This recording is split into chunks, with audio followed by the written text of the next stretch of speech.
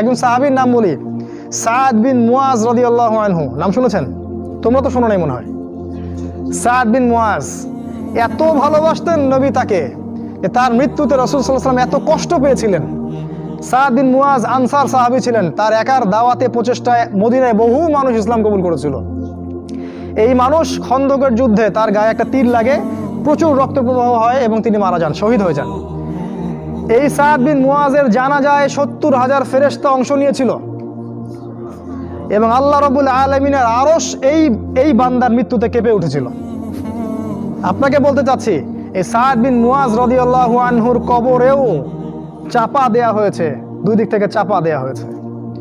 তিনি বলেছেন, রাসূল সাল্লাল্লাহু আলাইহি ওয়াসাল্লাম, যদি কোনো ব্যক্তির কবরে আযাব না হতো তাহলে সাদ বিন মুয়াজের কবরে আযাব হতো না।